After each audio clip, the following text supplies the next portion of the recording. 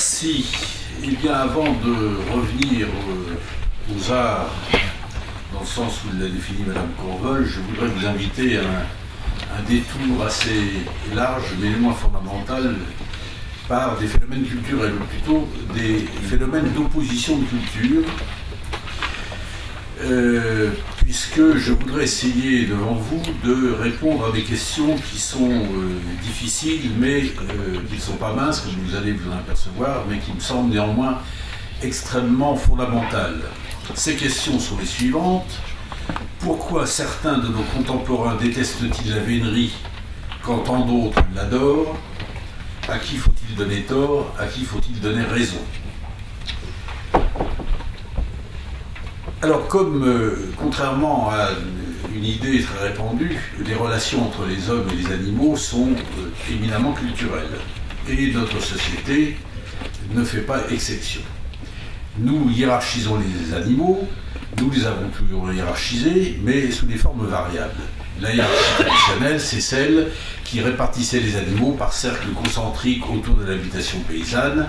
D'abord, et en haut de la hiérarchie, les animaux qui étaient autorisés à pénétrer dans l'habitation, certains chiens, les chats, puis aux abords immédiats, voire dans les locaux attenant l'habitation, le cheval, compagnon du travail du laboureur, le porc, nourri comme les humains avec ses déchets, puis dans un troisième cercle, des animaux à identité collective, bétail, volaille, dans des locaux eux-mêmes collectifs, poulaillers, écuries, bergeries, étables, et enfin venait la faune sauvage, maintenue à l'écart, ou chassée par plaisir ou par nécessité s'il s'agissait de prédateurs ou de nuisibles.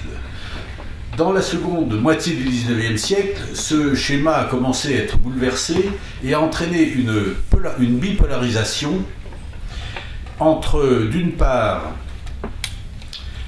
des animaux de rente et des animaux de compagnie. L'évolution de la situation des animaux de rente s'explique par le contexte de l'après-guerre, dominé par la nécessité de reconstruire l'économie du pays. L'élevage traditionnel, familial et polyvalent de la France des années 1950 s'est peu à peu concentré, intensifié, spécialisé, voire même industrialisé. Et ces changements ont évidemment affecté les rapports hommes-animaux d'élevage au point d'entraîner du stress sous la pression productiviste chez les uns comme chez les autres. Durant la même période, la situation des animaux de compagnie a elle aussi beaucoup évolué, d'abord en nombre, puisque entre 1960 et 2000, leur nombre a doublé et passé en France de 30 millions à 60 millions, mais c'est surtout leur statut qui a changé, qui a pris un statut familial. Les animaux se sont de plus en plus anthropomorphisés, ils sont traités comme quelquefois comme des substituts d'enfants, quelquefois même traités mieux que les enfants. Ils font partie désormais du kit du bonheur parfait de la famille française moyenne. Ils sont l'objet de toutes les attentions, rien n'est ni trop cher pour eux, pour leur nourriture, pour leurs soins. Et de sorte que la part du budget des familles qui leur est réservée est équivalent à la part des transports en commun, avions et bateaux compris. Et le chiffre d'affaires de la filière correspondante approche les 4 milliards d'euros par an. Toutes ces évolutions s'opèrent dans un contexte... Il y a des problèmes de micro, il y a des coupures, non? Non, parfait. Que je recule un peu. Toutes ces évolutions s'opèrent dans le contexte d'une population française contemporaine de plus en plus largement urbanisée ou rurbanisée, et en tout cas à peu près définitivement coupée de ses lointaines racines paysannes. Cette mutation de la culture de la population constitue un terrain propice à la propagation du phénomène animal de compagnie en tant que modèle culturel hégémonique et invasif. Invasif et hégémonique en ce sens qu'il tente à englober et à s'appliquer à d'autres catégories d'animaux. Tel est le cas notamment de certains animaux domestiques autrefois marginaux, furets, lapins nains, porcs nains, d'animaux commensaux, rats et souris, ou d'animaux exotiques, batraciens, lézards, serpents d'hiver, mygales, qu'une mode récente a promu au rang de NAC, nouveaux animaux de compagnie. Tel est aussi, hélas, le cas du cheval, animal au statut traditionnellement agricole, mais qui, depuis qu'il a quitté la sphère de l'utilitaire pour aller dans la sphère des loisirs, est devenu l'animal préféré des Français après le chien et le chat, et de sorte que son statut tend de plus en plus vers celui de l'animal de compagnie, avec des conséquences prévisibles extrêmement inquiétantes, puisque, comme vous savez, la définition universelle de l'animal de compagnie, c'est de ne servir à rien d'autre qu'à la compagnie de son maître. Si bien que la diffusion du modèle culturel de l'animal de compagnie s'accompagne dans notre société d'un idéal de sous-utilisation, voire même de non-utilisation des animaux, qui commence à atteindre le cheval. Enfin, la faune sauvage elle-même est de plus en plus vue à travers le prisme déformant de l'animal de compagnie. Plus précisément, les animaux sauvages sont placés dans une position symétrique et inverse de celle des animaux de compagnie. Symétrique parce qu'elle a comme eux un statut très élevé, mais inverse parce que alors que les animaux de compagnie ont un statut supérieur parce qu'ils sont extrêmement anthropisés, les animaux sauvages ont un statut supérieur parce qu'ils sont, on sait que c'est en partie illusoire, totalement indemnes, je reprends les mots utilisés par les écologistes, totalement indemnes de l'influence néfaste de l'homme, l'homme étant, dans la vulgate écologiste, l'incarnation de la malfaisance. Et l'une des manifestations, en même temps que des truchements du développement de cette illusion d'optique, est la multiplication, à la télévision notamment, de ces films animaliers montrant loups, ours, grands félins, requins, comme d'inoffensives créatures que l'homme ne cesserait de persécuter sans raison. Mais l'habitude de considérer tous les animaux à l'aune de l'animal de compagnie connaît bien d'autres effets, tous plus ou moins pervers, au premier rang desquels figure la tendance à voir dans les animaux des individus, voire même des personnes, là où nos ancêtres voyaient surtout des collectivités, populations sauvages ou troupeaux domestiques, et à parler des animaux au singulier, l'animal avec un grand A, pour mieux le situer en alter ego de l'homme, alors qu'il en existe quelques 10 millions d'espèces.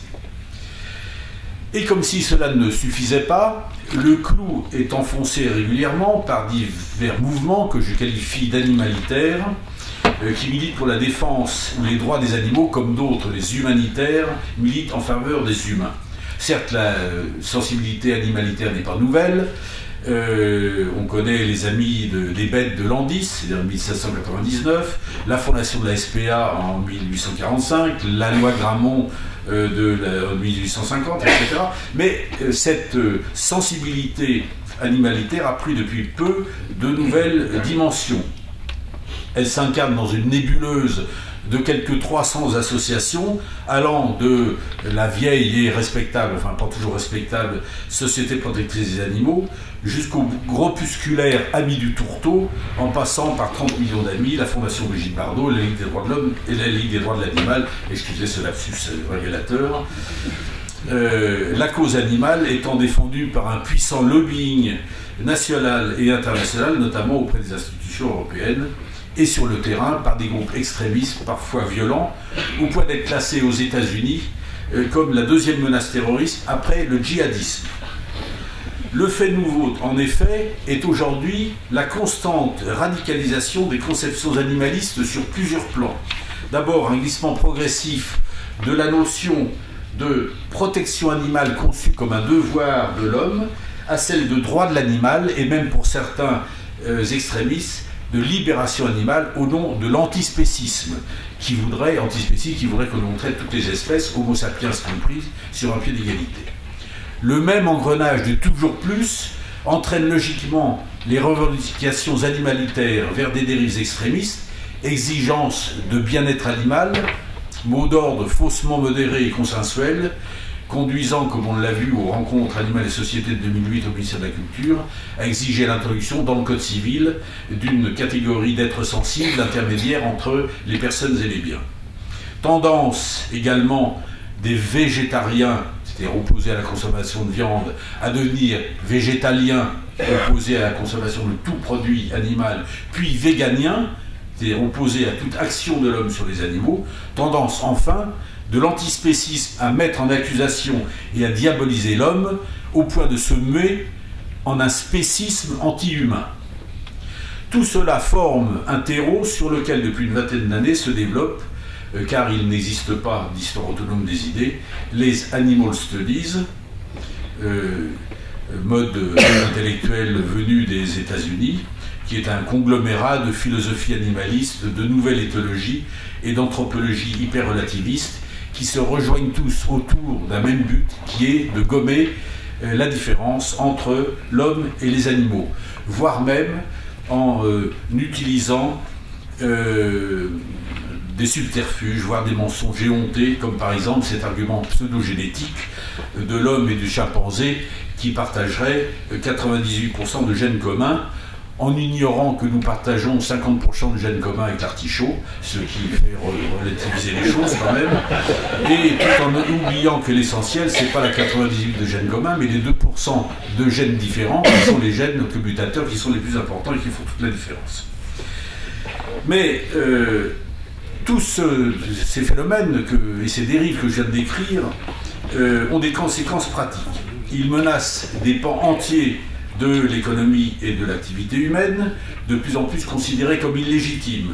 L'élevage du bétail, en plus accusé de produire des gaz à effet de serre, la boucherie, objet de plusieurs brûlots récents, la chasse, notamment à court, la corrida, le cirque, certaines disciplines équestres comme le cross ou hippique comme la course d'obstacles et de trot qui font l'objet de critiques de plus en plus vives. Alors, face à ces discours alarmistes, il faut raison garder. En premier lieu, il convient, me semble-t-il, de relativiser le danger. D'abord en prenant la mesure des contradictions qui existent dans la société occidentale et auxquelles les phénomènes en question n'échappent pas. L'animalisme est un politiquement correct, implicite et fragile, qui résiste rarement à l'épreuve du porte-monnaie de la ménagère, plutôt qu'une véritable éthique entendu comme consécration de valeurs communes. Il est un effet de mode, activé par des craintes diffuses et irrationnelles, le réchauffement climatique, les OGM, etc., plus qu'un véritable tournant ontologique. Contrairement à ce qu'ils clament, les mouvements animalistes sont ultra minoritaires, ils ne sont donc aucunement autorisés à s'autoproclamer porte-parole d'une majorité silencieuse, pas plus qu'ils ne sont fondés à imposer leur point de vue à l'ensemble de la société. Enfin, pour achever de restituer aux choses leur juste proportion, il faut souligner qu'il existe dans notre société, comme dans toutes les sociétés, une composante schizophrène, un décalage entre les normes et les pratiques, une production de représentations sans lesquelles la réalité nous paraîtrait insupportable. Ainsi, nous aimons avec ostentation nos animaux de compagnie pour nous déculpabiliser du sort que nous faisons subir aux animaux que nous élevons à seule fin de les tuer pour les manger. Nous manifestons de la compassion envers les animaux de rente alors que nous ne sommes pas prêts à payer plus des produits d'animaux élevés dans de meilleures conditions. Nous vilipendons les chasseurs, mais nous leur reprocherons d'avoir failli à leur fonction de régulation quand la surpopulation de sangliers et de chevreuils, qui cause déjà 50 000 collisions routières par an, sans parler d'autres dégâts agricoles, forestiers, etc., fera encore plus de ravages, et quand les loups arrivés d'Italie dans le Mercantour en 1992 et qui sont déjà aux portes de la Bourgogne et du Jura seront parvenus en forêt de Fontainebleau. En d'autres termes, l'animalisme fait partie de ces armes de diversion massive qui distraient la galerie et détournent l'opinion publique des vrais problèmes. Revenir à la raison, c'est aussi considérer les réalités avec objectivité et pragmatisme et à les assurer pleinement. À commencer par celle-ci, entre l'homme et les animaux, il y a un abîme, pas seulement quantitatif, mais qualitatif, résultat d'une évolution séparée et d'un processus d'hominisation qui se sont étalés sur 25 millions d'années. La supériorité évolutive de l'homme est incontestable, d'où ce principe de réalité simple. Ce ne seront jamais des singes, même les plus évolués, qui gouverneront le monde, mais des humains dont nous savons qu'ils sont dans l'ensemble plutôt raisonnables, et que, sauf à verser dans un nihilisme suicidaire, ils sauront se démarquer de la caricature écologique de l'homme comme d'un éternel prédateur, destructeur invétéré de son propre environnement. Certes, l'homme a beaucoup détruit, volontairement, par destruction inconsidérée d'animaux réputés nuisibles, ou involontairement, du simple fait de sa progression démographique, mais l'objectivité oblige aussi à reconnaître qu'il a beaucoup protégé en créant des réserves, en gérant la faune, et qu'il a même produit de la biodiversité, par exemple en créant de multiples races d'animaux domestiques. En tout cas, autre conséquence de ce qui précède, l'homme est fondé, en tant que mammifère supérieur omnivore, à consommer des animaux, à en élever, à en utiliser, notamment pour ses loisirs, non toutefois sans satisfaire certaines conditions.